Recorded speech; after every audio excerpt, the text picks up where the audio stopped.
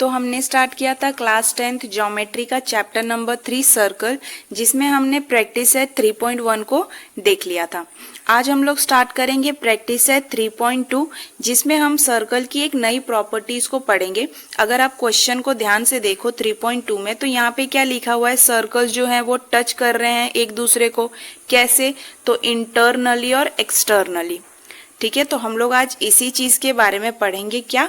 तो हम एक नया थियरम पढ़ने वाले हैं, और उस थियरम का नाम क्या है? Theorem of touching circle. दो सर्कल आपस में टच कर रहे हैं, कैसे? एक्सटर्नली और इंटरनली। तो इनके बारे में हम लोग थियरम्स को पढ़ेंगे, उस थियरम को समझेंगे कि थियरम हमको क्या कहना चाहता है। तो बिना देरी किए स्टार्ट करते हैं। पहले थियरम को समझ लेते हैं, फिर हम लोग अपने प्रैक्टिस सेट को स्टार्ट करते हैं।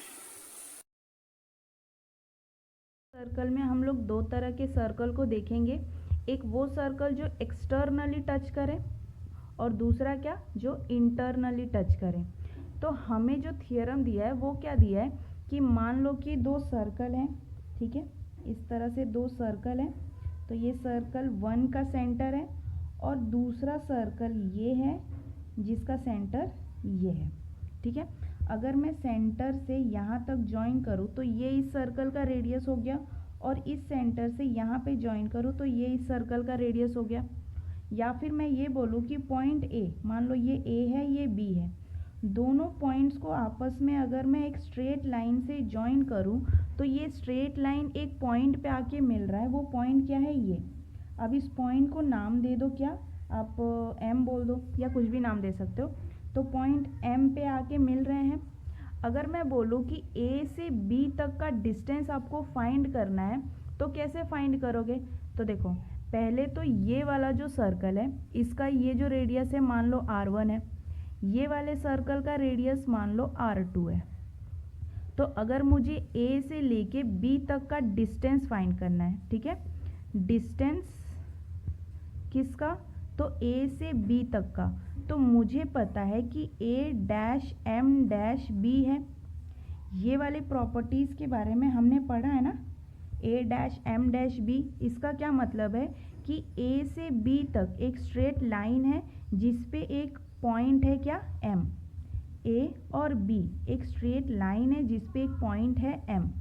तो इसको हम लोग कैसे लिखेंगे? a dash m dash b, इस तरह से लिखोगे। अगर मैं बोलूँ कि A से B तक का डिस्टेंस आपको फाइंड करना है, तो आप कैसे फाइंड करोगे?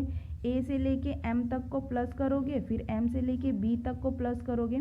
दोनों को प्लस करने के बाद आपको क्या मिलेगा? ये टोटल AB का डिस्टेंस मिलेगा।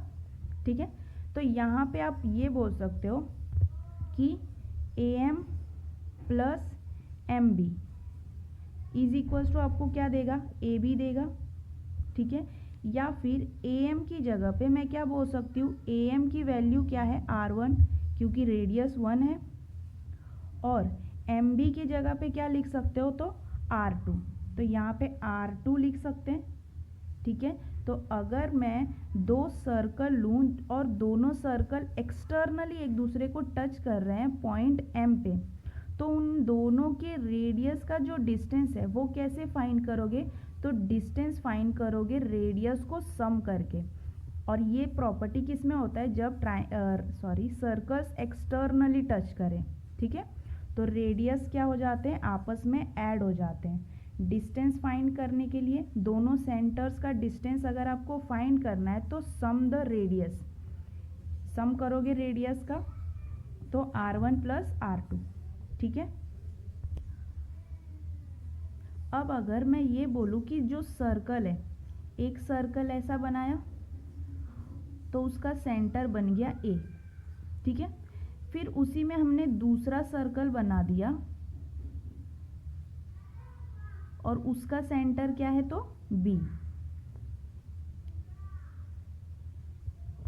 तो अब इन दोनों सर्कल को ध्यान से देखो, तो देखो कंफ्यूज मत होना। बड़े वाले सर्कल का सेंटर क्या है?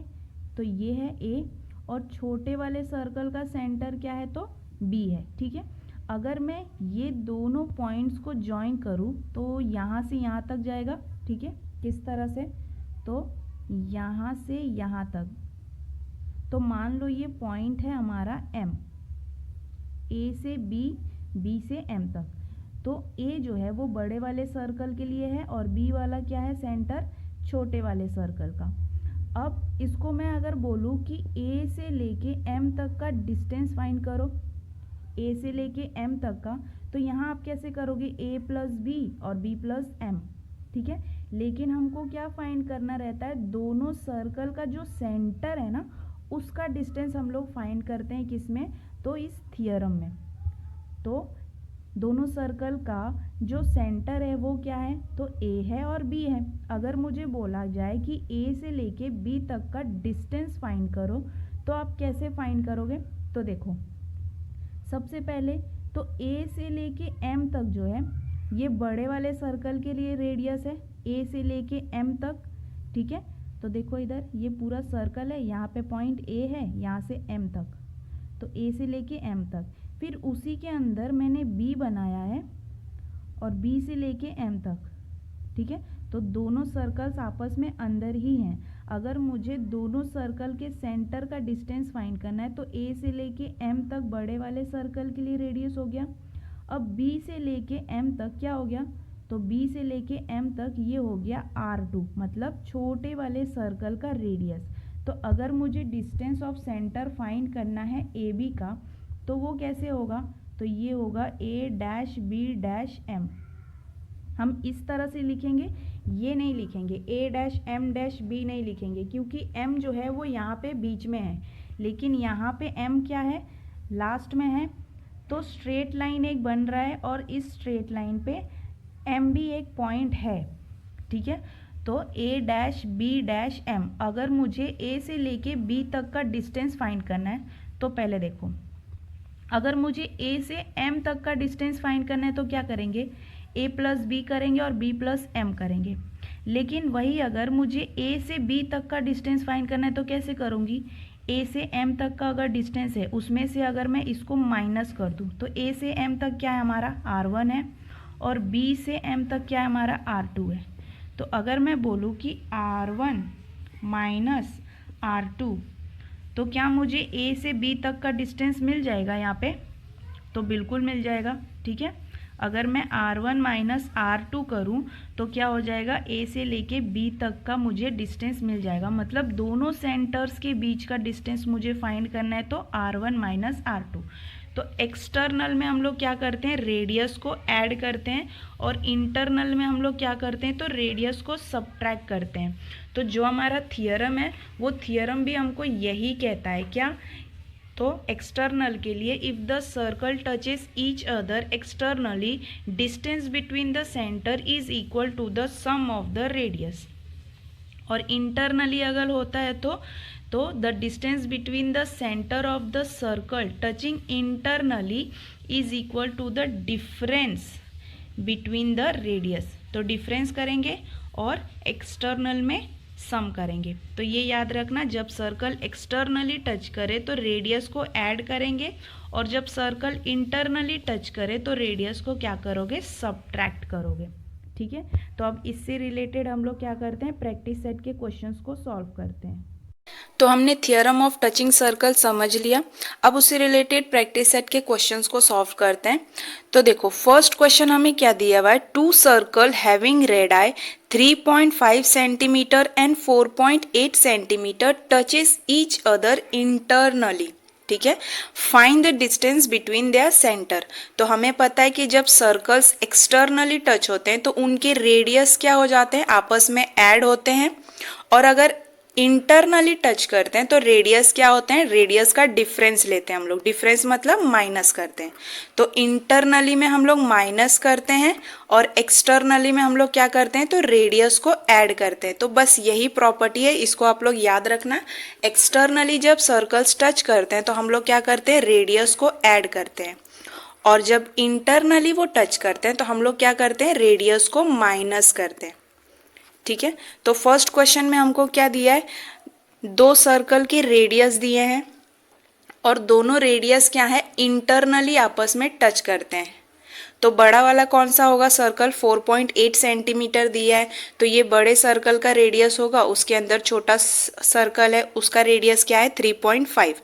तो इंटरनली है तो रेडियस को आपस में क्या करोगे आप, माइनस करोगे, तो क्या होगा R1 क्या होगा आपका 4.8, क्योंकि बड़ा है ना, रेडियस बड़ा है मतलब बड़े सर्कल के लिए, और R2 हमारा क्या होगा 3.5, छोटे सर्कल का रेडियस। अब दोनों को हम लोग क्या करेंगे माइनस, तो 4.8 माइनस 3.5, तो देखो 8 से 5 गया तो कितना बचा 3, पॉइंट के नीचे पॉइंट आएगा, 4 में से 3 गया तो बचा 1, तो कितना आएगा हमारा 1.3 सेंटीमीटर होगा दोनों रेडियस का डिस्टेंस, जो उनका सेंटर है उसका डिस्टेंस। लेकिन बस क्या आप इतना ही लिखोगे 4.8 माइनस 3.5 इज इक्वल्स टू 1.3, तो नहीं, इतने से आपको मार्क्स तो मिलेगा नहीं, ये पूरा हमको टीचर को एक्सप्लेन करके बताना है कि क्या है किस तरह से है, तभी वो टीचर को समझ में आएगा ना। जैसे वी नो दैट, फिर ये वो सर्कल्स टचिंग इंटरनली तो रेडियस माइनस होंगे, ये सारे आपको डिटेल्स में लिख के बताने टीचर को। तो देखते हैं कैसे उसको समझेंगे। तो देखो फेयर में हम लोग इसको किस तरह से लिखेंगे, to circles having radii 3.5 centimetre and 4.8 centimetre touches each other internally. तो ये क्वेश्चन में दिया हुआ है तो हमने लिख लिया। उसके बाद लिखेंगे we know that, we know that ही लिखना है, यहाँ पर आई नो दैट मत लिखना, सिर्फ आपको नहीं पता टीचर को भी पता है ना, तो इसीलिए we know that the distance between the centre of the circle touching internally is equal to the difference of their radii. तो ये हमारा थियरम है, ठीक है, तो ये स्टेटमेंट भी लिखना बताना जरूरी है। उसके बाद आपको क्या लिखना है, distance between the centre of two circles will be 4.8 minus 3.5 is equals to how much, तो 1.3 सेंटीमीटर। और यही हमारा क्वेश्चन था कि दोनों सर्कल का जो सेंटर है उसका डिस्टेंस कितना है, तो 1.3 सेंटीमीटर। तो बस इतना ही हमको करना था, ठीक है। तो ये हमारे फर्स्ट का है, इसको देख लो कैसे करना है। फिर हम लोग देखते हैं अब अपना दूसरा वाला क्वेश्चन। अब सेकेंड में हमको क्या बोला है, to circles of radii 5.5 centimetre and 4.2 centimetre touches each other externally. पहले वाले में इंटरनली था और दूसरे वाले में क्या है, externally. Find the distance between there centres. तो हमें इसमें भी वही काम करना है, बस चेंजेस क्या है, पहले इंटरनली था तो हमने रेडियस को माइनस किया, अब एक्सटर्नली टच कर रहे हैं तो हम लोग क्या करेंगे, रेडियस को ऐड करेंगे। तो देखो जो फर्स्ट वाला हम लोग ने यहाँ पे किया है ना, इसमें आपको चेंजेस क्या करना है, टू सर्कल्स हैविंग रेडियस, जो रेडियस की वैल्यूज दी है वो वैल्यूज लिख लो। तो पहले वाले में क्या दिया था 5.5, दूसरे में 4.2, तो यहाँ पे चेंजेस करेंगे, टचेस ईच अदर इंटरनली की जगह पे क्या लिखोगे, तो एक्सटर्नली, ठीक है। उसके बाद we know that the distance between the centre of the circle touching externally, तो इंटरनली की जगह पे क्या लिखोगे, externally is equal to the difference की जगह पे लिखना है सम ऑफ देयर रेडाई। उसके बाद ये वाला चीज तो हम लोग वही करेंगे, बस वैल्यूज को अलग अलग करेंगे। तो देखते हैं इसको।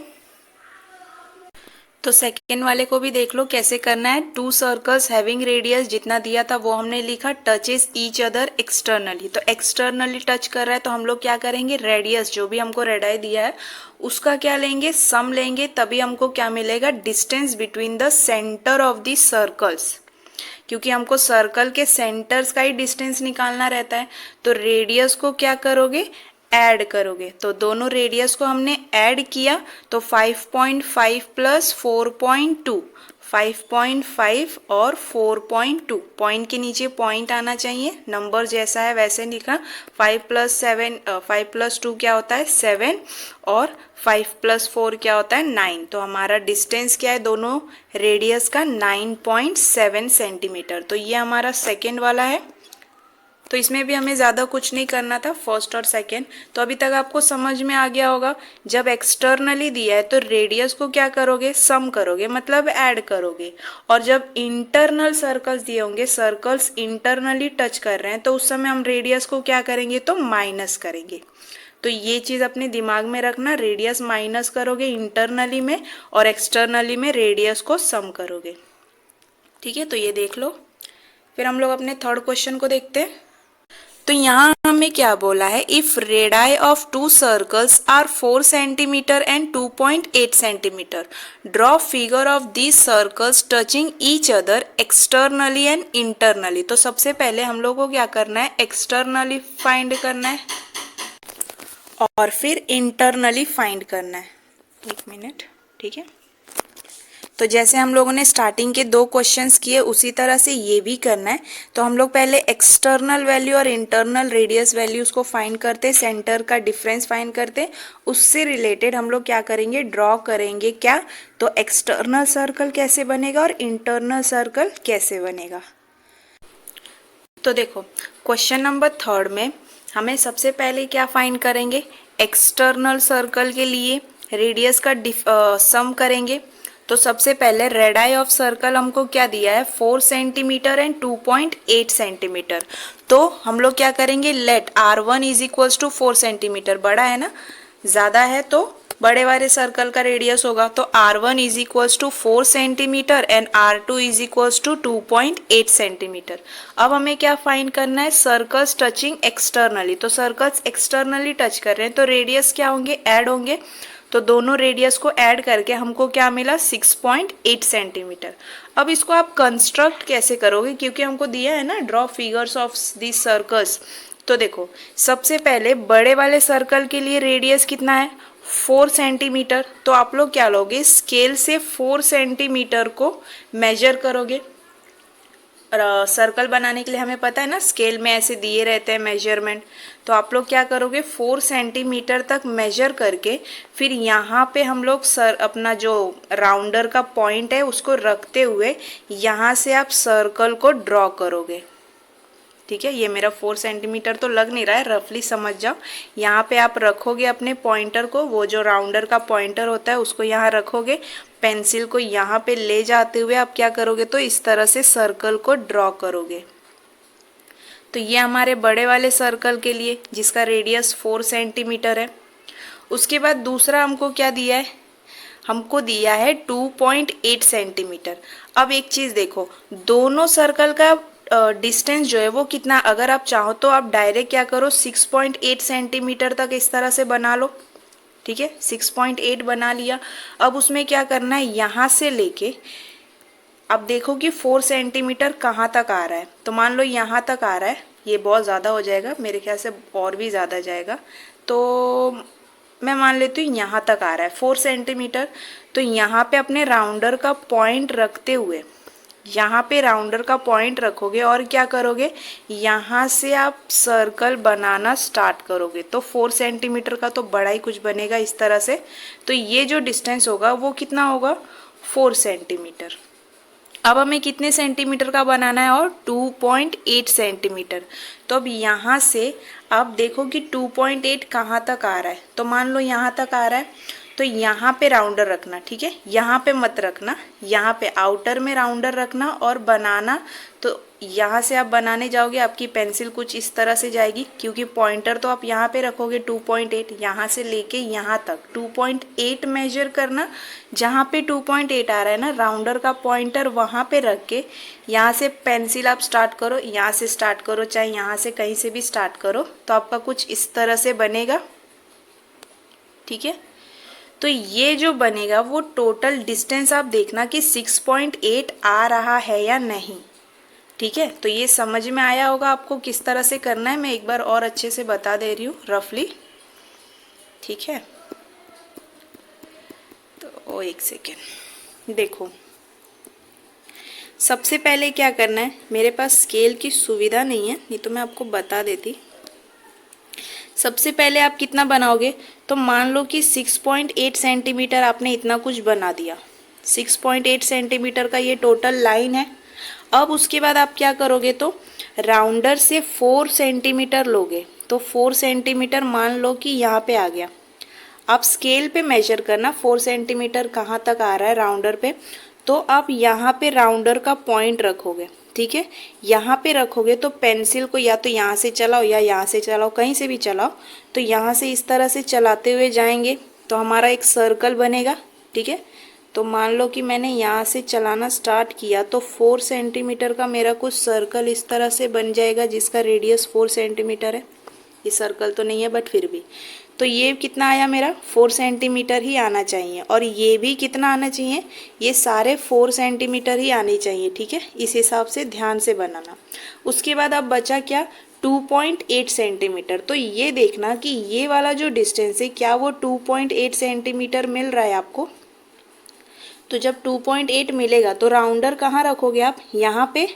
तो यहाँ पे अगर रख के बनाओगे ना तो आपका सर्कल अंदर चला जाएगा, इसीलिए आप राउंडर को कहाँ रखोगे, यहाँ पे। राउंडर रखने का मतलब पेंसिल यहाँ नहीं आना चाहिए, जो राउंडर का नोक होता है ना वो पॉइंट यहाँ पे रखना, और अब पेंसिल को या तो यहाँ से चलाना स्टार्ट करो या यहाँ से चलाना स्टार्ट करो। अगर आप सही से मेजरमेंट लोगे ना तो वो अच्छे से टच करेगा। ठीक है, और अगर थोड़ा भी आपने गलत मेजरमेंट लिया तो हो सकता है अंदर चला जाए। तो ध्यान देना मेजरमेंट सही हो, आपको एक अच्छा पॉइंट टच करके ही क्या करना है, तो सर्कल को इस तरह से क्रिएट करना है। तो मेरा कुछ इस तरह से 2.8 का सर्कल बनेगा। ठीक है, तो ये कौन सा है हमारा, एक्सटर्नल का। तो ये आपको कंस्ट्रक्ट भी करना है, मैंने रफली बताया, आप मेजरमेंट लेके अच्छे से करना। तो ये तो लिखना आपके लिए ज़रूरी है, ये भी ज़रूरी है लिखना, और ये करना भी ज़रूरी है। तो एक बार देख लो इसको किस तरह से लिखा हुआ है। तो ये मैंने अभी सिर्फ एक्सटर्नल के लिए किया है क्योंकि इंटरनल भी करना है ना। तो एक्सटर्नली सर्कल क्रिएट करने के लिए आपको पहले ये वैल्यू फाइंड करो, फिर उतने का आप क्या करो, लाइन ड्रॉ करो 6.8, फिर उसके बाद 4 सेंटीमीटर लेके एक सर्कल बना, उसके बाद 2.8 लेके एक दूसरा सर्कल बना। तो ये एक्सटर्नल हो गया।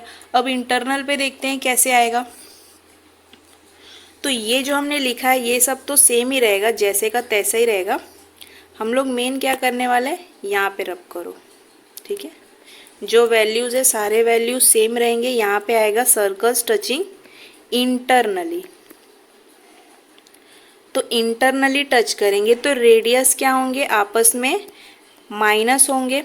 तो माइनस होंगे तो ये वाला भी क्या हो जाएगा, माइनस होगा। तो वैल्यू आपको ये तो नहीं आएगा ना। तो देखो वैल्यू क्या आएगा, 4 है, 4.0 में से आप माइनस कर रहे हो 2.8। ठीक है, एडिंग करना तो इजी है, सब्ट्रैक्ट करने में इस तरह से करेंगे। ठीक है, 4.0 में से 2.8 माइनस करोगे तो ये कितना होगा 10, और ये हो जाएगा 3। तो 10 में से 8 गया 2, 3 में से 2 गया 1। ठीक है, हो सकता है कुछ बच्चे गलती से कर दे, 4 दिया है 2.8 दिया है तो लिख देंगे 2.8 आ गया, तो ये गलत हो जाएगा। ठीक है, तो ध्यान से सब्ट्रैक्शन करना। तो आपको क्या मिल गई वैल्यू, 1.2 सेंटीमीटर। अब हम क्या करेंगे, इंटरनल ट्राइंगल ही आ रहा है मुंह में। ठीक है, इंटरनल सर्कल हम लोग क्रिएट करेंगे। तो देखते हैं ये कैसे होगा। तो अब देखो दोनों जो सेंटर्स ऑफ द सर्कल है, डिस्टेंस कितना है 1.2। तो आप क्या करो ना, सबसे पहले 1.2 सेंटीमीटर इस तरह से बना लो। रुक जाओ 1 मिनट। ठीक है, ये 1.2 सेंटीमीटर का बन गया। क्या, ए और बी नाम दे दो ताकि कंफ्यूजन ना हो, ए और बी। अब हमें क्या करना है, इन दोनों को यूज करके हमें 2 सर्कल्स बनाने। पहला जो 4 सेंटीमीटर जिसका रेडियस हो, और दूसरा क्या 2.8 सेंटीमीटर जिसका रेडियस हो। तो 4 सेंटीमीटर आप कैसे लोगे, तो यहाँ पे रखोगे। आप क्या करोगे, स्केल यहाँ पे रखो और देखो 4 सेंटीमीटर कहाँ तक आ रहा है। तो मान लो यहाँ तक आ गया आपका 4 सेंटीमीटर। तो आप क्या करोगे, यहाँ पे राउंडर रखो। सबसे पहले तो स्केल रख के देखो कि 4 सेंटीमीटर कहाँ तक आ रहा है। मान लो यहाँ तक आपका आ रहा है तो यहाँ पे अपने राउंडर का पॉइंट रखो यहाँ पे, और पेंसिल को इस तरह से घुमा दो। तो ये आपका क्या बन गया, 4 सेंटीमीटर का। ठीक है, तो मान लो ये मैंने इस तरह से बना दिया, ये हो गया 4 सेंटीमीटर का। थोड़ा रफ लग रहा होगा बट स्टिल ठीक। अब हमें क्या बनाना है, 2.8 सेंटीमीटर का। तो 2.8 सेंटीमीटर क्या है, तो दूसरे वाला, ये तो हमारे फर्स्ट बड़े वाले सर्कल का रेडियस हमको मिल गया यहाँ से यहाँ तक। अब बी किधर है, हमको इधर से यहाँ तक। तो ये देखो कि ये वाला यहाँ से यहाँ तक 2.8 है या नहीं। ठीक है, तो यहाँ पे रखोगे, बी पॉइंट पे रखते हुए यहाँ से देखो कि 2.8 कहाँ तक आ रहा है, और फिर हम क्या करेंगे, तो यहाँ पे अपने राउंडर का पॉइंटर रखेंगे यहाँ पे, और पेंसिल को इस तरह से लाके घुमा दोगे। तो 2.8 पे ही ध्यान देना, आप राउंडर रखोगे। पैर में रुक जाओ, थोड़ा सा ये चेंज कर लो ताकि समझ में आए। तो आप राउंडर मान लो 2.8, यहाँ से लेके यहाँ तक मेरा कितना आ रहा है 2.8, ठीक है। तो मैं क्या करूँगी, राउंडर के पॉइंट को यहाँ पे रखूँगी और यहाँ से पेंसिल घुमाना स्टार्ट करूँगी, तो कुछ इस तरह से मेरा सर्कल बनेगा। तो ये टोटल कितना है 4 सेंटीमीटर, ए से लेके मान लो ओ तक, और बी से लेके ओ तक कितना आएगा, तो 2.8। तो ये बनाते समय ध्यान देना, सबसे पहले क्या कर लेना ना, 1.2 सेंटीमीटर बना लेना, छोटू सा 1.2 सेंटीमीटर बना लेना। उसके बाद आपको क्या करना है, बड़ा सर्कल बनाना है जो कितना है 4 सेंटीमीटर का। तो यहाँ पे राउंडर रख के या स्केल रख के पहले देखना कि 4 सेंटीमीटर कहाँ तक आ रहा है। तो मान लो यहाँ तक आ रहा है, तो यहाँ पे पेंसिल रखते हुए एक सर्कल क्रिएट करना। उसके बाद यहाँ से देखना, इस वाले पॉइंट से देखना कि 2.8 कहाँ तक आ रहा है, तो वो लगभग यहीं पे आएगा, ठीक है। और यहाँ पे पेंसिल रखते हुए दूसरा सर्कल आपको क्रिएट करना है। तो ये हमारा कौन सा हो गया, तो इंटरनल, और पहला वाला हमने जो देखा था वो क्या था, एक्सटर्नल, ठीक है। तो देख लो इसको एक बार अच्छे से, हमारा डायग्राम भी कुछ इसी तरह से बनेगा। ये रफ में मेरे पास स्केल की सुविधा नहीं है, इसीलिए मैं नहीं बना पा रही हूँ, बट आप लोग ध्यान से स्केल से, राउंडर से मेजरमेंट लेकर अच्छे से बनाना, ठीक है। तो हमने फर्स्ट, सेकेंड और थर्ड क्वेश्चन को देख लिया है। हमारा फर्स्ट भी हो गया, सेकेंड भी हो गया और थर्ड भी हो गया। अब हम देखते हैं अपने फोर्थ क्वेश्चन को। तो यहाँ हमें क्या दिया है, in a figure the circle of centre P। तो एक सर्कल है जिसका सेंटर क्या है P, and Q touches each other eight R। तो दोनों सर्कल है, सेंटर क्या है, पहले का P है, दूसरे का Q है, और दोनों कहाँ पे टच कर रहे हैं, तो R पे, ठीक। R meets the circle eight A। R को आप एक्सटेंड करोगे तो A पे मीट कर रहा है सर्कल के एज पे, और दूसरा कहाँ पे मीट कर रहा है, तो B पे। प्रूव दैट सेगमेंट AP, ये वाला और ये वाला segment AP and QB are parallel to each other. ये पहले प्रूफ करेंगे। उसके बाद क्या प्रूफ करना है, APR, ये वाला ट्राइंगल और ये वाला ट्राइंगल क्या है, सिमिलर है या नहीं, ये प्रूफ करना है। उसके बाद हमें क्या फाइंड करना है, RQB। तो यहाँ पे एंगल Q की वैल्यू हमें फाइंड करनी है, और हमें क्या दी हुई है, PAR की वैल्यू, एंगल A की वैल्यू हमको दी हुई है। तो अब इसको हम लोग देखते हैं। सबसे पहले प्रूफ करो कि क्या है, लाइंस पैरेलल है। तो देखो ये वाले डायग्राम को अगर आप ध्यान से देखो, तो सबसे पहले हमें क्या दिख रहा है, सर्कल्स आपस में एक्सटर्नली टच कर रहे हैं, जिनका सेंटर क्या है P एंड Q, और दोनों किस पॉइंट पे मिल रहे हैं, तो R पे मिल रहे हैं। तो इस वजह से R क्या है, R को अगर आप एक्सटेंड कर रहे हो तो वो सर्कल की एज पे जाके मिल रहा है पॉइंट A पे। तो इस हिसाब से एक ट्राइंगल इसमें बन रहा है। फिर यही R कहाँ तक एक्सटेंड करोगे, दूसरे सर्कल की एज पे एक्सटेंड करोगे तो पॉइंट B पे जाके मिल रहा है। तो यहाँ दूसरे वाले ट्राइंगल में, दूसरे वाले सर्कल में भी हमें एक और ट्राइंगल मिल रहा है। तो इस हिसाब से हमें दो ट्राइंगल्स मिल रहे हैं। तो सबसे पहले क्या करो ना, ये वाले ट्राइंगल को देखो। तो यहाँ पे क्या मैं बोल सकती हूँ कि AP जो है, एक मिनट थोड़ा कम कर लें, AP जो है वो कॉन्ग्रुएंट है किसके, PR के। क्यों, क्योंकि रेडियस ऑफ दिस सर्कल है ना, और रेडियस क्या होता है, सिमिलर ही होता है, जो वैल्यू इसकी होगी वही वैल्यू इसकी भी होगी। तो इस ट्राइंगल में मैं बोल सकती हूँ कि AP is congruent to PR। क्यों, क्योंकि रेडियस ऑफ दिस सर्कल। और हमें क्या पता है कि जब किसी ट्राइंगल के दो साइड्स आपस में सिमिलर होते हैं तो वो किस तरह के ट्राइंगल होते हैं, वो होते हैं हमारे आइसोसेलिस ट्राइंगल। जब ट्राइंगल में दो साइड्स आपस में कॉन्ग्रुएंट होते हैं तो वो हम क्या कहते हैं, आइसोसेलिस ट्राइंगल। ट्राइंगल्स की प्रॉपर्टीज हमने पढ़ी है क्लास 6th और 7th में। तो जब दो साइड्स आपस में सिमिलर होते हैं, कॉन्ग्रुएंट होते हैं, तो वो क्या कहलाते हैं? Isosceles triangle. और आइसोसेलिस ट्राइंगल की एक और प्रॉपर्टी क्या है कि जो दो साइड्स आपस में इक्वल हैं उनसे उनके सामने जो एंगल्स होते हैं वो भी क्या हो जाते हैं? आपस में इक्वल होते हैं। तो देखो AP के ऑपोजिट में कौन सा एंगल है? Angle R। और PR के ऑपोजिट में कौन सा एंगल है? तो एंगल A। तो ये भी आपस में क्या हो जाएंगे? कॉन्ग्रुएंट हो जाएंगे, सिमिलर हो जाएंगे। तो यहाँ पे मैं लिख सकती हूँ, तो इस तरह से मैं लिख सकती हूँ कि एंगल A क्या है? X मान लो, और एंगल R क्या है? इसको भी X मान लो। क्यों? क्योंकि दोनों आपस में क्या हो जाते हैं? कॉन्ग्रुएंट हो जाते हैं। आइसोसेलिस ट्राइंगल थ्योरम में हमने पढ़ा था ना कि जब आइसोसेलिस ट्राइंगल में दो साइड्स आपस में कॉन्ग्रुएंट होते हैं तो उनके ऑपोजिट में जो एंगल्स होते हैं वो आपस में क्या हो जाते हैं? सिमिलर हो जाते हैं, कॉन्ग्रुएंट हो जाते हैं। ठीक है, तो इसमें हमने देख लिया। अब ये वाले ट्राइंगल को देखो, कौन सा? तो RQB। तो यहाँ पे भी इस वाले ट्राइंगल को अगर मैं देखूं तो मैं बोल सकती हूँ कि QR जो है वो सिमिलर है किसके? QB के। QR कॉन्ग्रुएंट है किसके? तो QB के। कैसे? तो radii of the same triangle, दोनों सेम ही है ना, एक ही ट्राइंगल में आ रहे हैं, तो ये दोनों आपस में क्या हो गए? कॉन्ग्रुएंट हो गए। तो ये किस तरह के ट्राइंगल हो गए? Isosceles triangle. तो अब यहाँ पे क्या मैं ये बोल सकती हूँ कि इनके ऑपोजिट में जो एंगल्स होंगे वो भी आपस में सिमिलर हो जाएंगे? कैसे? तो देखो QR के ऑपोजिट में कौन सा एंगल है? तो एंगल B।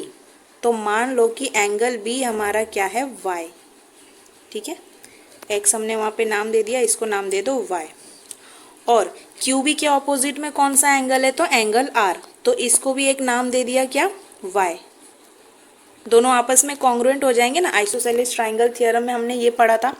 अब हमें ये भी पता है, ये देखो, ये जब हम देखते हैं तो ये हमें एक X मिल रहा है, तो यहाँ पे हम लोग बोल सकते हैं वर्टिकली ऑपोजिट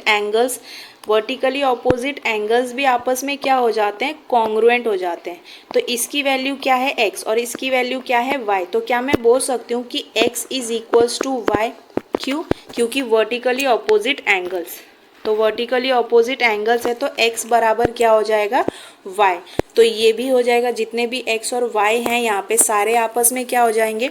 इक्वल हो जाएंगे। एक बार x बराबर y हो गया तो भले ये अलग अलग हैं लेकिन ये भी तो x is equals to y ही हो जाएंगे ना। ठीक है, अब देखो, अब अगर आप देखो PAR और यहाँ देखो QBR, तो ये क्या मिल रहा है आपको? एक ऑल्टरनेट एंगल मिल रहा है। ठीक है, तो ऑल्टरनेट एंगल है तो यहाँ पे एंगल A क्या है? X, और एंगल B क्या है? Y।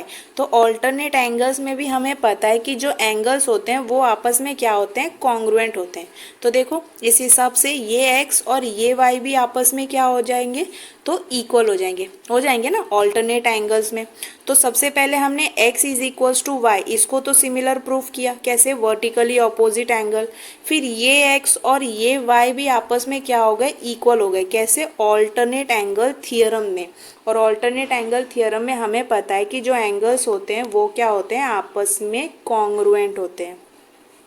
तो हम बोल सकते हैं कि सेगमेंट AP और सेगमेंट BQ के बीच में क्या है? तो AB जो है वो क्या है? हमारा ट्रांसवर्सल है, जिसकी वजह से ऑल्टरनेट एंगल बन रहा है।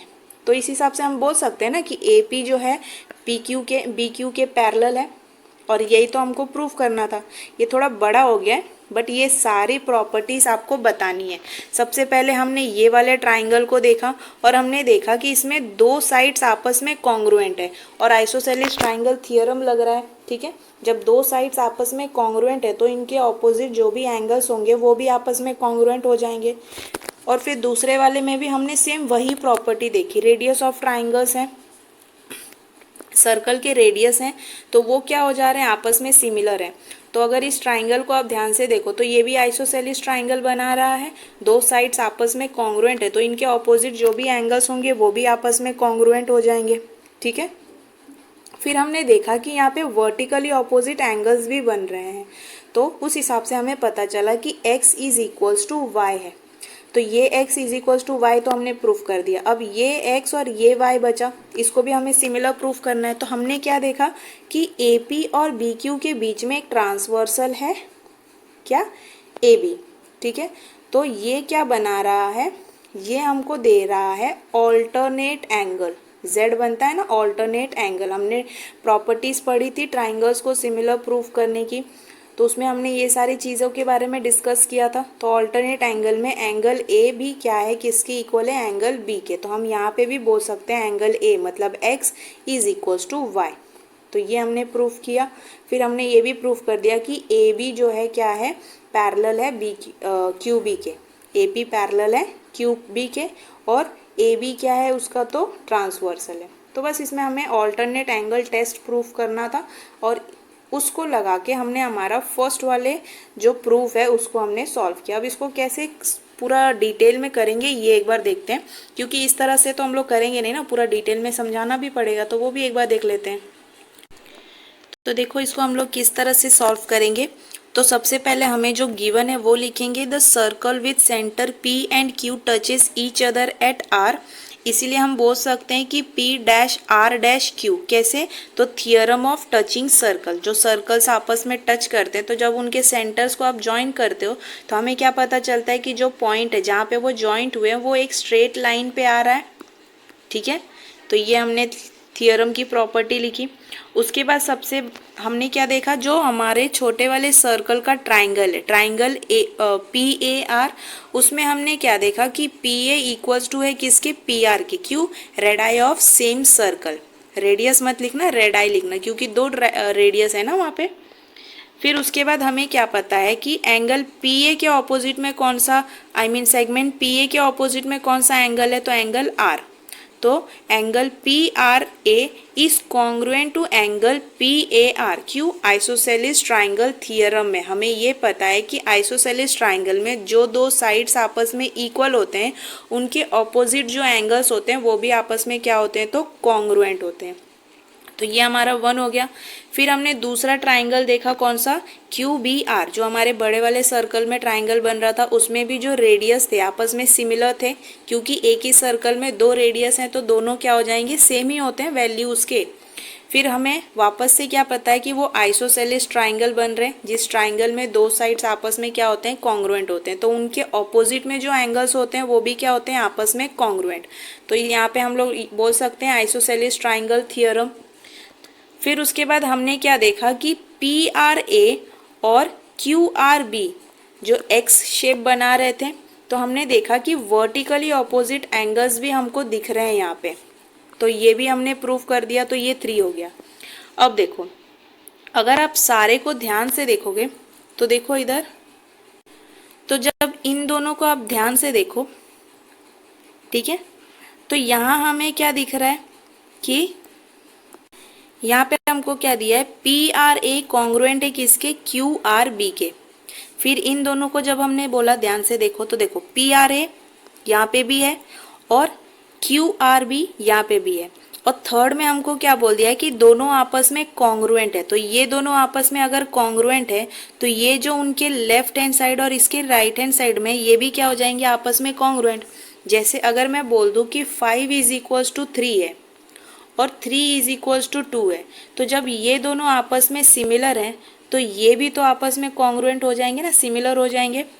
तो थर्ड से हमें क्या मिल रहा है कि PRB कॉन्ग्रुएंट है QRB के। जब ये दोनों आपस में कॉन्ग्रुएंट है तो जो रिमेनिंग है वो भी आपस में कॉन्ग्रुएंट हो जाएंगे। तो देखो यहाँ पे हमने लिख दिया ना, ये रिमेनिंग वाले जो थे ये भी आपस में क्या हो जाएंगे, कॉन्ग्रुएंट हो जाएंगे। बट हमें क्या पता है कि ये जो है और ये, इनको जब हमने ध्यान से देखा अपने सर्कल में और ट्राइंगल में, तो हमें क्या पता चल रहा है कि ये जो है are alternate angles. Alternate angle ही बना रहे थे ना इस तरह से। तो हमें क्या देखा कि AP जो है, AP जो था और QB जो था, QB, इनके बीच में हमने क्या देखा, AB जो है वो ट्रांसवर्सल है। अगर आप ध्यान से देखोगे जो ट्राइंगल बना था हमें शायद इस तरह से कुछ था, तो ये शायद P था, ये A था, ये Q था और ये B था, ठीक है। तो हमने क्या देखा, ये ऑल्टरनेट एंगल बना रहे हैं ये वाले एंगल्स, ठीक है। और ए बी जो है उसका क्या हो गया, ट्रांसवर्सल। ऑल्टरनेट एंगल कब बनेंगे, जब ये दोनों पैरेलल है और ए बी उसका ट्रांसवर्सल हो जाएगा तो ही ऑल्टरनेट एंगल बनेगा ना। तो इस हिसाब से जब ऑल्टरनेट एंगल बन रहा है तो हमने क्या कह दिया कि सेगमेंट ए पी पैरेलल है किसके, सेगमेंट बी क्यू के। किससे, ऑल्टरनेट एंगल टेस्ट से। तो देखो हमको बस यही प्रूफ करना था, लेकिन हम लोगों ने कितना कुछ देख लिया इसमें।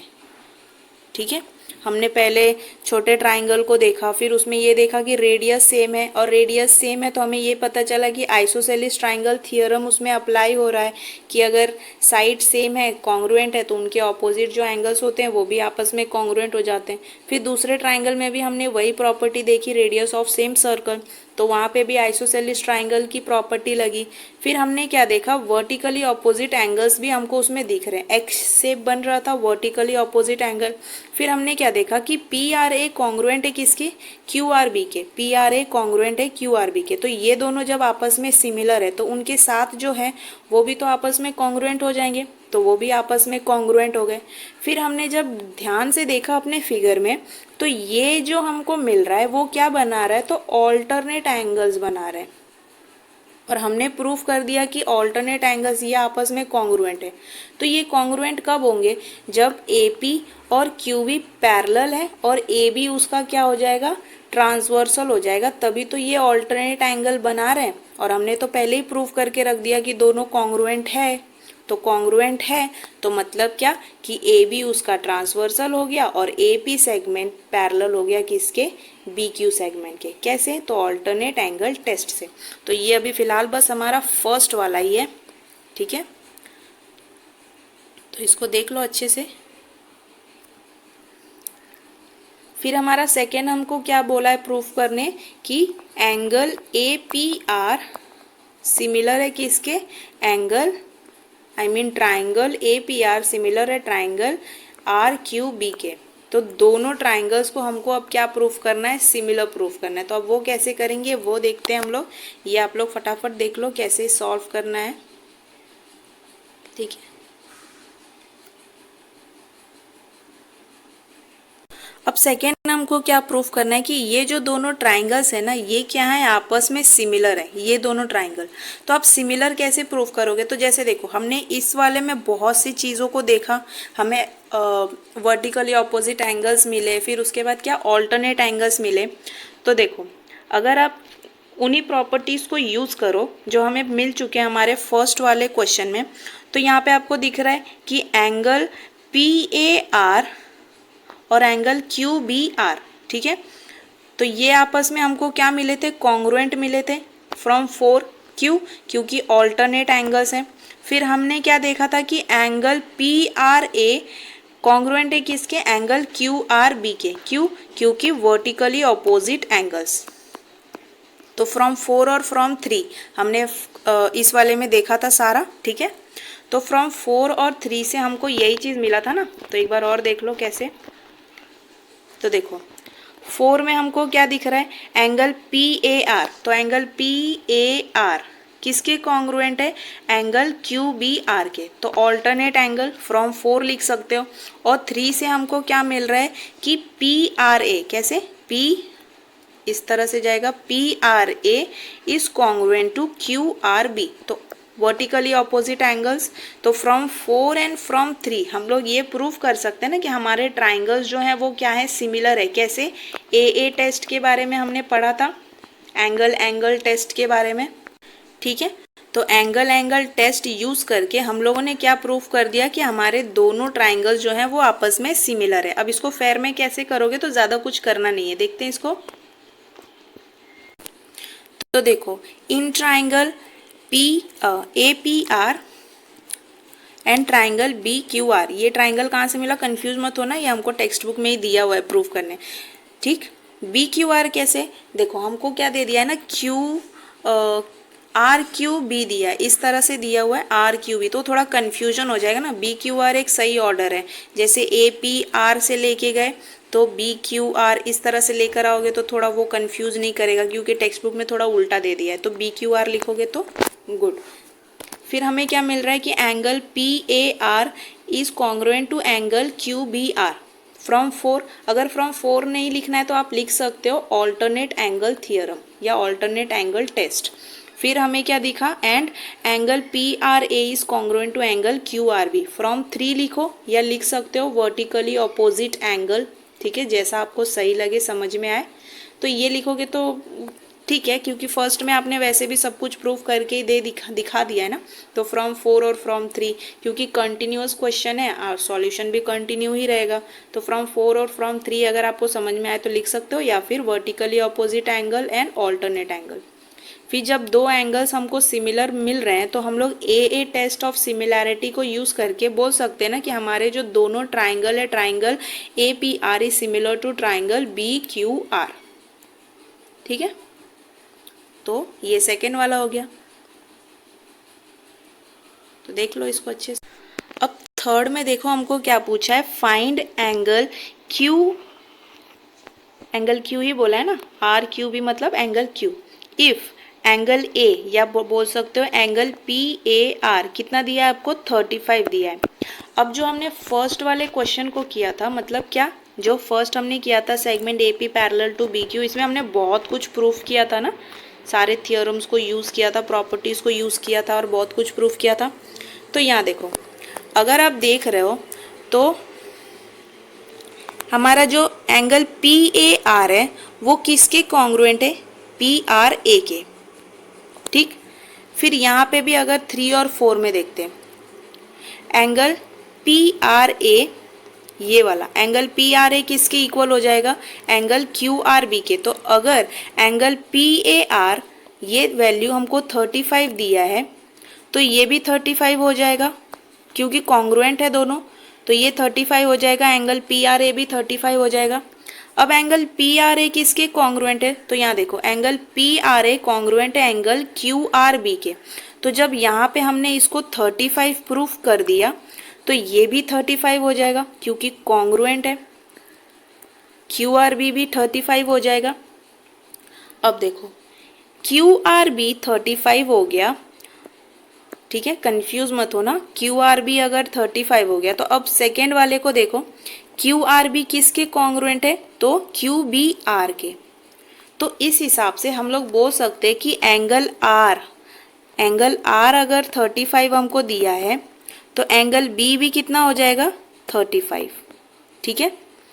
तो इसके कहने का मतलब मेरा क्या था कि देखो एंगल बी हमको कितना दिख गया, 35, एंगल आर हमको कितना मिल गया, 35। सब कहीं ना कहीं आपस में कनेक्टेड है ना एक दूसरे से, सारे एंगल्स, ये हमने देखा, ये और ये तीनों एंगल्स आपस में कनेक्टेड थे। कैसे, क्योंकि पहले तो यहाँ पे देखो ये x है और ये y है, तो x is equals to y हमने प्रूफ किया था। यहाँ पे x की वैल्यू मतलब a की वैल्यू हमको क्वेश्चन में दी हुई है 35, तो a बराबर है b के। कैसे, ऑल्टरनेट एंगल से। तो x is equals to y, तो x अगर 35 है तो y भी हो जाएगा 35। फिर यहाँ पे भी x इक्वल्स टू वाई है, तो हम लोग यहाँ पे बोल सकते हैं ना कि तो x अगर 35 है तो y भी हमारा 35 हो गया। तो इस हिसाब से इस ट्राइंगल को अगर आप देखो तो b की वैल्यू है आपके पास 35 और r की भी वैल्यू है आपके पास 35। अब आपको क्या फाइंड करना है, ये वाली वैल्यू जो क्वेश्चन में हमको पूछी है, r q b की वैल्यू फाइंड करो। तो यहाँ पे हम लोग सम वाली प्रॉपर्टी यूज़ कर सकते हैं ना ट्राइंगल में, sum of all angles of triangle is equals to 180 degree. तो इसकी वैल्यू पता है, इसकी वैल्यू पता है, इसकी फाइंड करनी है, तो कैसे करोगे, चलो देखते हैं डायरेक्ट फेयर में इसको। तो देखो सबसे पहले हमको क्या दिया है, angle P A R is equals to 35 degree दी हुई है। तो फिर हमने क्या देखा कि एंगल क्यू बी आर भी क्या हो जाएगा, 35 डिग्री फ्रॉम 4, ठीक है, ऑल्टरनेट एंगल टेस्ट। फिर जब क्यू बी आर 35 है तो हमने ये देखा कि क्यू आर बी भी क्या हो जाएगा 35 फ्रॉम 2, आइसोसेलिस वाला थियरम जो हमने यूज़ करके प्रूफ किया था। फिर आपको क्या करना है, तो देखो b की वैल्यू, एंगल b की वैल्यू हमको मिल गई 35, एंगल r की वैल्यू भी मिल गई 35। अब फाइंड क्या करना है, हम देखेंगे ट्राइंगल क्यू बी आर में, तो sum of all angles of the triangle is equals to 180 degree. तो b की वैल्यू हमारे पास है 35, r की वैल्यू है हमारे पास 35, q की वैल्यू हमको फाइंड करनी है, ठीक है। तो 35 प्लस 35 होता है 70, फिर ये 70 180 के पास जाएगा तो क्या हो जाएगा, माइनस हो जाएगा। यहाँ प्लस है तो इधर जाके माइनस ही होगा, ठीक है। तो जब माइनस करोगे 180 में से 70 गया तो आर क्यू बी की वैल्यू आपको क्या मिल गई, 110। आर क्यू बी मतलब एंगल क्यू की वैल्यू आपको मिल गई 110। और बस यही हमको फाइंड करना था। तो इसमें इतना ही करना है, ज़्यादा कुछ करना नहीं है। देख लो इसको अच्छे से। देखो जो हमने फर्स्ट वाले में प्रूफ किया ना A P parallel to Q B, उसमें हमने बहुत कुछ प्रूफ कर दिया था। बस उसकी हेल्प से हमने क्वेश्चन नंबर 2 को भी प्रूफ कर दिया कि दोनों ट्राइंगल्स आपस में सिमिलर है। फिर उसके बाद थर्ड वाले में भी हमने देख लिया, उन्हीं सारी प्रॉपर्टीज़ को यूज़ किया, ठीक। तो ये हमारा हो गया क्वेश्चन नंबर 4। अब देखते हैं अपने नेक्स्ट क्वेश्चन, क्वेश्चन नंबर 5 को। तो क्वेश्चन नंबर 5 हमको क्या दिया है, इन अ फिगर, ये हमारा फिगर है। The circle with centres A and B touches each other at E. तो ए और बी कहाँ पे एक दूसरे को टच कर रहे हैं, ई पे। Line L is a common tangent which touches the circle, ये हमारा टेंजेंट है which touches the circle at C and D respectively, ठीक है। तो ये जो टेंजेंट है ये कॉमन है दोनों के लिए। पहले वाले सर्कल पे ये कहाँ टच कर रहा है, पॉइंट सी पे, और बड़े वाले सर्कल पे कहाँ टच कर रहा है, पॉइंट डी पे। फिर find the length of the segment C D, इसकी वैल्यू हमको फाइंड करनी है, दोनों के बीच का डिस्टेंस फाइंड करना है। If radius of a circle 4 centimetre and 6 centimetre, तो हमें दोनों सर्कल के रेडियस दिए हैं। तो देखो इधर 6 सेंटीमीटर दिया और 4 सेंटीमीटर, तो 6 सेंटीमीटर किसका होगा, बड़े वाले सर्कल का ही रेडियस होगा, और 4 सेंटीमीटर छोटे वाले सर्कल का रेडियस होगा। इसको हम लोग किस तरह से करेंगे ना, ये पहले रफली समझते हैं। तो देखो ये हमारा फिगर है, पहले हम लोग ना फिगर को अच्छे से समझ लेते हैं, उसके बाद सॉल्व करना इजी हो जाएगा। तो दो सर्कल्स हमको दिए हुए हैं और दोनों एक्सटर्नल है, ठीक है, और उनका जो टेंजेंट है, छोटे वाले सर्कल को वो टेंजेंट टच कर रहा है पॉइंट सी पे, और बड़े वाले सर्कल को टच कर रहा है पॉइंट डी पे। तो सबसे पहले हम लोग क्या करते हैं ना, एक कंस्ट्रक्शन करते हैं छोटा सा। पहले तो आप ए को ज्वाइन कर दो बी से, पॉइंट ए को बी से ज्वाइन करो, ठीक है। अब हम क्या करते हैं, तो रेडियस को ज्वाइन करते हैं। तो टेंजेंट से रेडियस क्या होते हैं, परपेंडिकुलर होते हैं, ठीक। और ये वाला भी ज्वाइन कर दो, ठीक है। लेकिन क्या ये आपको एक पर्टिकुलर रेक्टेंगल शेप दिख रहा है, तो रेक्टेंगल तो हमको दिख नहीं रहा है ना। रेक्टेंगल अगर होता तो हम लोग फाइंड कर लेते, अगर किसी भी इसकी वैल्यू भी अगर हम कर लेते हैं, जो हम करते हैं एक्सटर्नल सर्कल्स में रेडियस को ऐड करते हैं, और अगर ऐड करने के बाद इनका डिस्टेंस अगर हमको मिल जाता तो हम बोल देते ना ये इसके पैरेलल है। लेकिन ये रेक्टेंगल है नहीं, तो यहाँ पे हम लोग वो प्रॉपर्टी यूज़ कर नहीं सकते क्योंकि ये कुछ ट्रेपेजियम टाइप में हमको दिख रहा है। तो सबसे पहले आप क्या करो, एक छोटा सा कंस्ट्रक्शन करेंगे यहाँ पे। क्या, तो हम एक स्ट्रेट लाइन ड्रॉ करेंगे कुछ इस तरह से, ठीक है। ये पॉइंट, अब इसको नाम दे दो कुछ, मान लो मैंने इसको नाम दे दिया एम, कुछ भी नाम दे सकते हो। तो क्या अब ये आपको रेक्टेंगल दिख रहा है, ये अभी रेक्टेंगल हमको दिख रहा है ना। और हमें तो वैसे भी पता है कि जब रेडियस और टेंजेंट आपस में जॉइंट होते हैं तो परपेंडिकुलर बनाते हैं। तो ये परपेंडिकुलर हुआ, ये भी परपेंडिकुलर हो जाएगा।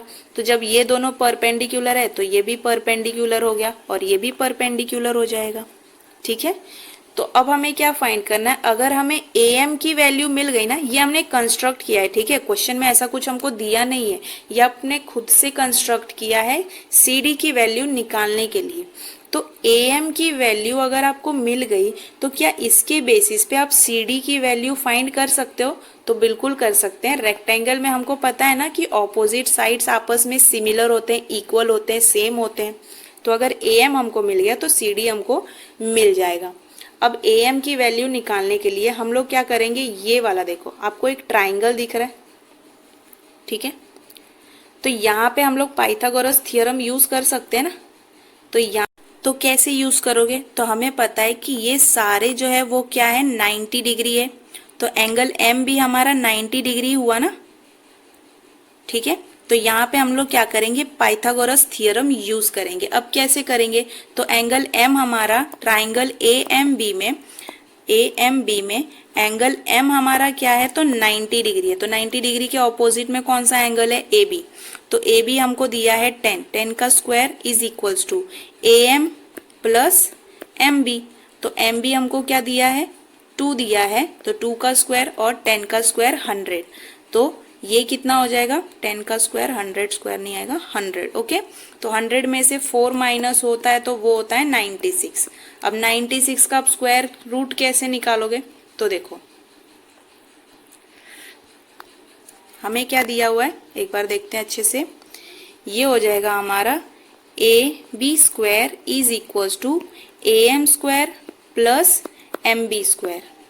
तो AB का हमको दिया है 10 का स्क्वायर प्लस AM हमको फाइंड करना है, BM हमको दिया है 2 स्क्वायर। तो ये हो जाएगा 100 is equals to AM square plus 2 का स्क्वायर हो जाएगा 4, फिर ये इधर आएगा तो हो जाएगा 96 is equals to AM square.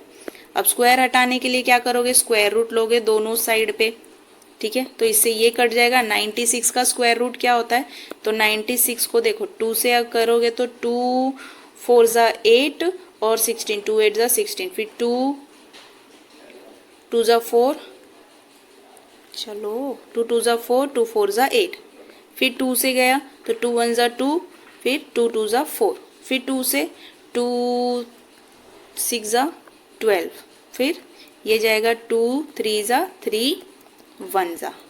तो यहाँ पे देखो ये 2 2 एक बार आएगा, ये 2 2 एक बार आएगा, और अंदर क्या बचेगा 2 इंटू 3, 2 इंटू 3, तो क्या हो जाएगा 4 अंडर रूट 6। तो 96 का स्क्वायर रूट क्या होता है, 4 under root 6 is equals to AM। ठीक, अब AM अगर हमको मिल गया, AM मतलब अगर AM की वैल्यू हमको मिल गई क्या, 4 अंडर रूट 6, तो हम लोग बोल सकते हैं ना कि CD भी हमारी क्या हो जाएगी 4 अंडर रूट 6, क्योंकि रेक्टेंगल की प्रॉपर्टी क्या कहती है कि opposite sides of a rectangle are similar to each other. तो इसकी जो वैल्यू आई 4 अंडर रूट 6, तो इसकी भी वैल्यू क्या हो जाएगी 4 अंडर रूट 6। तो इसमें हमको बस इतना ही करना है, ज़्यादा कुछ करना नहीं है। जो एक्स्ट्रा काम था वो क्या था, बस ये कंस्ट्रक्शन वाला, इसको बस कंस्ट्रक्ट करके हमको एक रेक्टेंगल लाना है, क्योंकि ट्रेपेजियम में तो हम लोग प्रूफ नहीं कर पाते, इसीलिए ये एक्स्ट्रा काम हमने किया। उसके अलावा इसमें कुछ भी नहीं करना है। एक बार आपने AM की वैल्यू फाइंड कर ली, इसके बेसिस पे CD आपको मिल जाएगा। तो अब क्या करते हैं ना, इसको फेयर में करके देखते हैं कैसे करेंगे। तो आई होप ये आपको समझ में आया होगा इसमें हमको करना क्या है, और ये जो प्लस माइनस यहाँ पे हुआ क्यों हुआ ये भी समझ में आया होगा।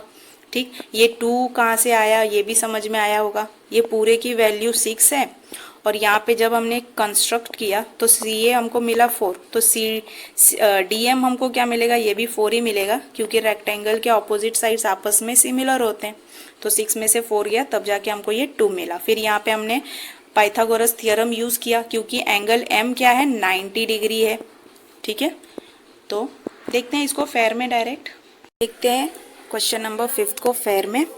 तो हमें क्या करना है, फाइंड करना है लेंथ किसका, तो CD का। ये पूरे CD का हमको लेंथ फाइंड करना है। फिर हम क्या करेंगे, कंस्ट्रक्शन करेंगे। ये हमको अपने क्वेश्चन में दिया नहीं है, ठीक है। कंस्ट्रक्शन हम लोग खुद कर रहे हैं। क्या, AM हम लोग बना रहे हैं जो होगा परपेंडिकुलर किस पे, तो सेगमेंट BD पे।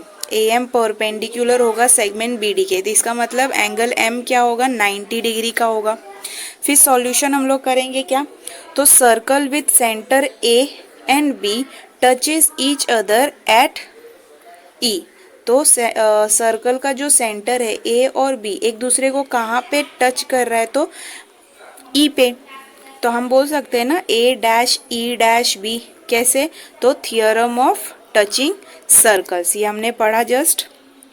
हमें पता है कि CD क्या है, हमारा टेंजेंट है। CD इज द टेंजेंट, तो हम लोग बोल सकते हैं ना टेंजेंट थियरम से। क्या हमने समझा था कि जब टेंजेंट पे आप सर्कल से रेडियस ड्रॉ करते हो तो वो क्या होता है 90 डिग्री होता है। तो एंगल C भी हमारा 90 हो गया। फिर ये वाले टेंजेंट पे बड़े वाले सर्कल से पॉइंट B से हम लोगों ने एक रेडियस बनाया BD, तो ये भी 90 डिग्री हो गया। तो एंगल C और एंगल D क्या हो गए 90 डिग्री हो गए। फिर हमें ये भी पता है कि एंगल AMD जो है हमारा एंगल AMD ये भी क्या है 90 डिग्री। क्यों? क्योंकि हमने जस्ट देखा AM परपेंडिकुलर है BD पे, तो ये 90 डिग्री हो गया।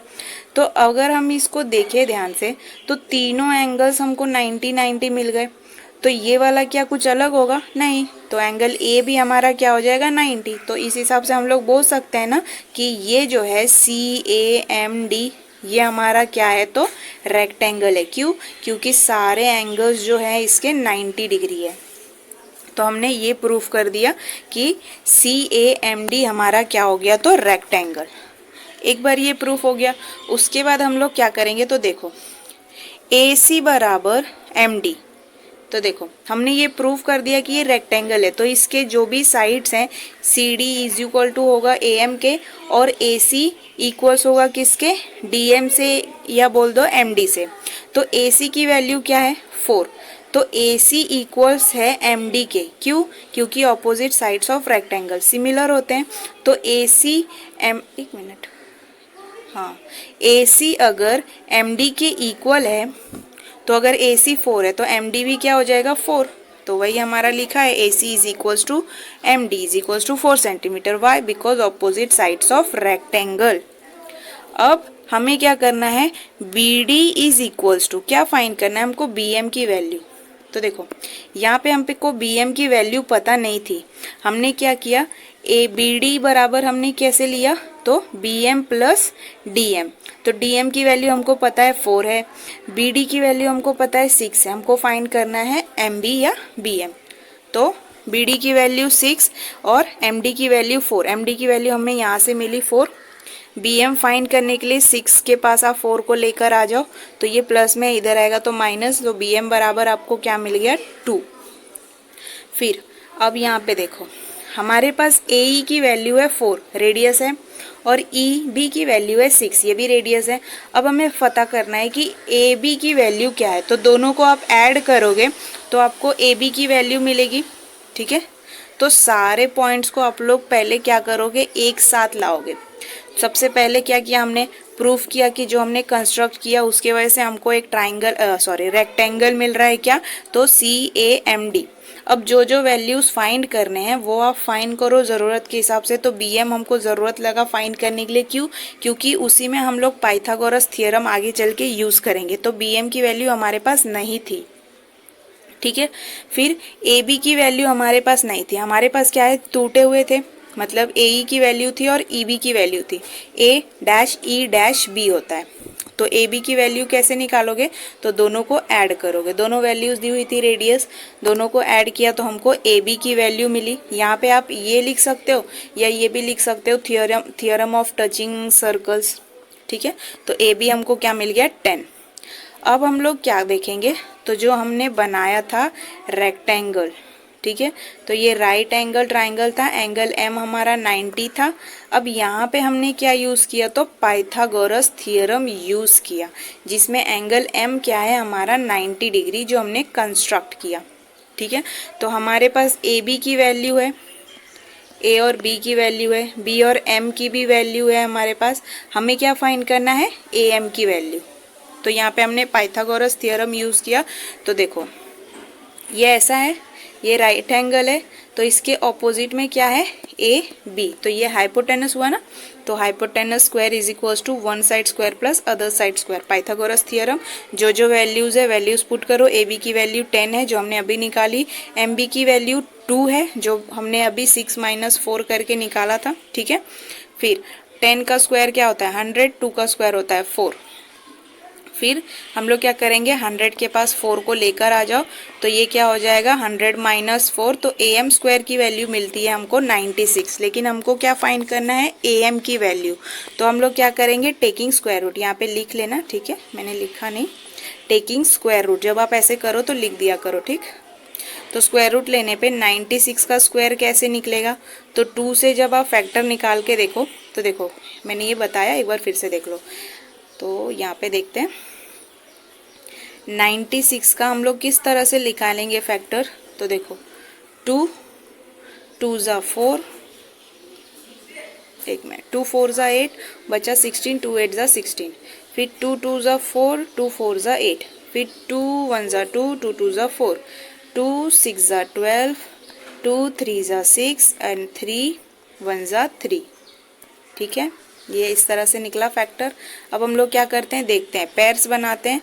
तो पेयर्स आप कैसे बनाओगे, तो देखो ये 2 है तो एक बार लिखो, ये 2 2 है तो एक बार लिखो, और ये हमको सिंगल 2 मिल रहा है, सिंगल 3 मिल रहा है, तो ये कहाँ जाएगा, ब्रैकेट में 2 इंटू 3। तो 2 इंटू 2 2 ज़ा क्या हो गया 4 और ब्रैकेट में 6। तो इस तरह से फैक्टर निकलता है। जो पेयर्स होते हैं ना, जो इक्वल्स दिख रहे हैं आपको कि 2 इंटू 2 इंटू 2 इंटू 2 फिर इंटू 2 इंटू 3, तो मैंने क्या बोला था, 2 2 का पेयर्स बनाया जाता है स्क्वायर रूट निकालने में। तो ये 2 का पेयर दोनों इक्वल है तो एक बार बाहर आ गया, ये दोनों इक्वल है तो एक बार बाहर आ गया, और इन दोनों में क्या है, अलग अलग है, कॉमन नहीं है, तो ये जैसे हैं वैसे ही रहेंगे स्क्वायर रूट के अंदर। और ये 2 2 है तो ये स्क्वायर रूट के बाहर आ जाएगा, तो 2 2 ज़ा 4 और ये अंडर रूट में 6। ठीक है, तो हमें क्या मिला था, am की वैल्यू 4 अंडर रूट 6 जो कि है 96 का स्क्वायर रूट। तो हमें क्या पता है कि am इक्वल्स टू है किसके, cd के। देखो यहाँ पे जो हमने कंस्ट्रक्ट किया था, कहाँ गया, हाँ, am इक्वल है किसके, cd के। क्यों, क्योंकि ऑपोजिट साइड्स ऑफ रेक्टेंगल लिखा है ना, ऑपोजिट साइड्स ऑफ रेक्टेंगल, तो इसीलिए सी डी इक्वल्स टू हो गया ए एम के, और ए सी इक्वल्स था किसके, एम डी के। तो ए सी 4 था तो एम डी भी 4 आ गया था। अब ए एम हमको कितना मिल गया, 4 अंडर रूट 6, तो इसके ऑपोजिट में क्या था, सी डी, तो सी डी क्या मिलेगा, 4 अंडर रूट 6। ठीक है, ऑपोजिट साइड्स ऑफ रेक्टेंगल, तो सी डी की वैल्यू हमको क्या मिल गई, 4 अंडर रूट 6 सेंटीमीटर। तो बस इसमें हमको ये इतना ही करना था।